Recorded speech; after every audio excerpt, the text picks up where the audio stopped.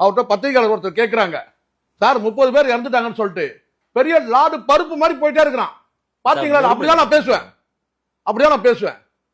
ஒரு சாதாரண நாகரிகமா திரும்பி வந்து பாத்தீங்கன்னா இறந்து போனவங்க என் உறவுங்க, என் உயிருங்க, அப்புறம் வந்து நெஞ்சில் குடியிருக்கும், அப்புறம் வேற எதனா சொல்லிடுவான். அதெல்லாம் மட்டும் சொல்ல தெரியுது இல்ல?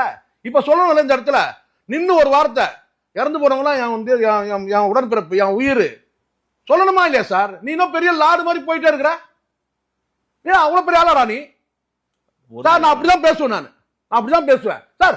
குழந்தைங்களாம் இறந்து போயிருக்கு சார், 10 குழந்தைங்க இறந்து போயிருக்கு.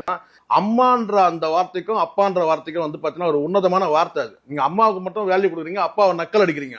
அப்பாவை நக்கல் அடிச்சுங்க. இன்னைக்கு வந்து பாத்தீங்கன்னா அந்த அந்த பாதிக்கப்பட்ட மக்களுக்கு இன்னைக்கு வந்து ஸ்டாலின் அப்பாவா இருக்கிறாரா இல்லையா? அது வரைக்கும் பேசுங்க. நான் இதை சொல்லிட்டா ஒரு 200 ரூபா வாங்கிட்டேன்னு நீங்க சொல்லுங்க, எனக்கு அதை பத்தி இல்ல. நீங்க அப்பாவை நக்கல் அடிச்சுங்க, கிண்டல் அடிச்சுங்கல்ல, அப்பான்ற வார்த்தை உன்னதமான வார்த்தை. அதை மாமாவாக்கணும் பிளான் பண்ணீங்க. நீங்க எவ்வளவு கீழ்த்தரமான புத்தி இன்னைக்கு எப்படி ஆச்சு பாத்தீங்களா? இதெல்லாம் இயற்கை கொடுக்குது. உங்க பாஷையில வந்து இறைவன், என் லாங்குவேஜ்ல இயற்கை அமைஞ்சது பாத்தீங்களா? இன்னைக்கு அந்த பாதிக்கப்பட்ட மக்களுக்கு கரூர்ல இன்னைக்கு சார், கரூர்ல இன்னைக்கு ஸ்டாலின் வந்து அப்பாவா தானே சார் இருக்கிறாரு அந்த மக்கள் பாதிக்கப்பட்ட மக்களுக்கு. நீங்க என்ன இருக்கிறீங்க இப்போ? எங்க இருக்கிறீங்க இப்போ?